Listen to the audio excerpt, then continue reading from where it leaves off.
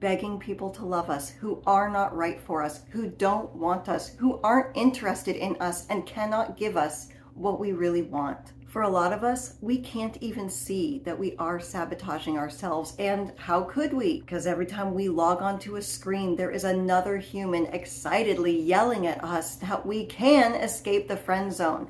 Our ex will absolutely come running back to us. And that guy who's lost so much interest in us that he's already sleeping with other girls, well, he'll come crawling back to you in just 3 easy steps. These websites prey on our anxious desire to be seen, to finally be validated that we are lovable by overcoming the odds and winning that one person who's been rejecting us. And if you find yourself throughout the day clicking on websites to try and get that one person back whose love could fix everything, I know exactly how you feel. Hello friends, my name is Maria, and years ago, one of my very first relationships in my 20s, I was out on New Year's Eve with a guy that I adored, and we had been dating for about 4 months.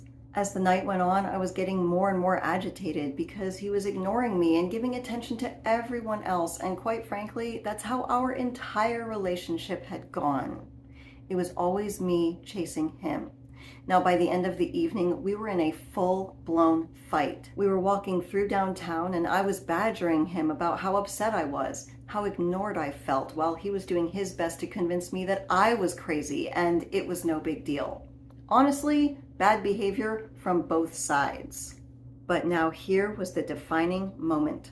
The moment where I set a precedent for myself and who I was going to be in the world of dating. So he had driven us out and he had my car keys, and the fight finally escalated to the point where he reached in his pocket, pulled out my keys, and threw them at the ground at my feet. He said, "Beat it, scram, I'm not doing this anymore. Find your own way home." And as I stood there all done up, all made up, looking like $1,000,000 on the outside, I bent down, picked up my keys, and in front of everyone downtown, continued to chase that man down the sidewalk, crying, begging for him to love me. I don't exactly remember the exact words I was saying. It was a long time ago, but that's the energy behind that, right? Now, that wasn't my first time chasing a guy, and unfortunately, it would not be my last. And in fact, it wasn't until I was much older that I finally stopped, picked up my metaphorical keys, and started marching in the other direction. No more waiting around in the friend zone.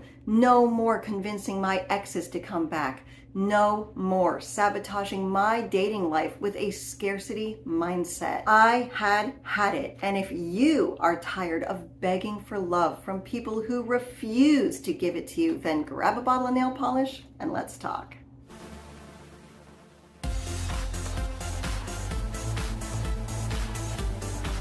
So, full disclosure, this episode is a spin-off of an episode I was already writing where I was going to go through one of those websites with all the steps of how to escape the friend zone. I was going to go through all of the steps and describe why they were bogus. But I'll be honest, I haven't been on one of those websites in a really long time, and while I was analyzing it, I realized I was not reading steps on how to escape the friend zone.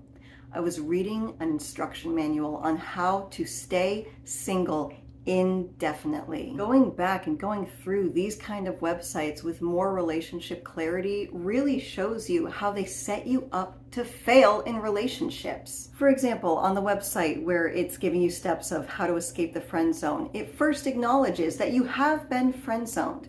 Now, friend zone is when someone puts you in a non-romantic category. It's basically a soft rejection. They just don't think of you that way. Fine, we all have the right to like who we like, and to each their own. But instead of telling you the real steps of escaping the friend zone, which is don't hang around and be in someone's friend zone. Step 1 on that website is to observe the kind of people that your crush likes, and can you be more like the people that they're attracted to? Okay, step 1, change yourself completely for someone else. Now, the last step on that list is actually become the best version of yourself. Game over. Already impossible, because you can't become the very best version of yourself while simultaneously trying to change yourself into someone that you are not to be convenient for someone else. People who love and respect themselves don't change themselves just to try to get someone else to like them. And even if they did give you a little more attention temporarily, they're not going to respect you. And without respect, they can't love you. The relationship is already doomed to fail. These steps only teach us how to create never-ending behavioral patterns of self-sabotage, and we do it over and over again, and we don't even realize that we're doing it. If all of these get their interest back websites were being honest, here's what they would say. Step 1. Hyper-focus on someone who has already disqualified you as a romantic partner and make gaining their interest your newest, most important project. Advice like this reinforces our anxious feelings that we cannot let this person get away. And that's how we end up chasing men in the street. Going after people like this wastes our time and keeps us from finding people who are actually walking towards us instead of running away. Without realizing it, we sabotage ourselves in relationships all the time. Running after a guy that's running away from you, self-sabotage. Continuously texting a girl that you know has friend-zoned you, self-sabotage. How about texting your avoidant ex who you know probably isn't going to text you back, and the pain is going to implode your entire day? Wanting to get married yourself, but staying in a situationship with someone who a while back told you that they're not looking for a serious relationship. Self-sabotage. No judgment. I have been there too. Trust me, I'm an excellent student. I have followed all of these steps on the websites, and I have succeeded in failing every single time. We all struggle with mental health issues in dating, and if you are interested in the subject of overcoming trauma so you can have a happier, more secure dating life, then please subscribe. Share this video with someone who you know is struggling in the dating world, because goodness knows, I wish I had known this stuff years ago. My personal theory is we do these things because we don't see them as self-sabotage. We feel like with these actions, what we're doing is going for it. We're going after what we want. Yeah? Well, okay, tell me about the day that you woke up and decided that chasing rejection was all you ever wanted. You wouldn't. You'd look at me and say, I'd never do that. That's crazy. But that's what all of these actions give evidence to. And they happen because somewhere along the way, something or someone told you that you weren't good enough to get what you want. And at that particular time in your life, you were just vulnerable enough to believe it. And you internalized it. You internalized the opinion that you are someone who does not get what they want. And now, because this is how you think, your actions follow up the thought process by going after people you cannot have. And when you don't get them, it reinforces this idea that you don't get what you want because you're not good enough. It is not that you aren't good enough. Your anxious tendencies sabotage your behavior and continue to stack up evidence around you that you are someone who does not deserve to get what they want. Running after a guy who is running away from you gives you evidence that you are someone who has to chase people because you aren't good enough.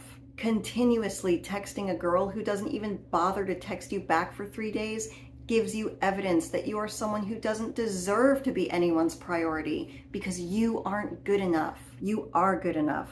You're following superficial steps. Well, welcome to the other half, where we know attraction is not just about looks. We also have to take care of the inner half, because it doesn't matter how dressed up we are to the nines. If you're on a date with a guy who is throwing your car keys down at your feet, something in your dating life has gone off the rails, and it's time to take a step back and take the steps to get back on track. And I am not talking about the 8 steps to make that guy who snubbed you on New Year's Eve regret all of his life decisions and come running back to you. I am talking about real steps to get you what you actually want. Here's what real steps look like.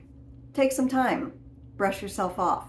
Forgive yourself because you never meant to hurt yourself.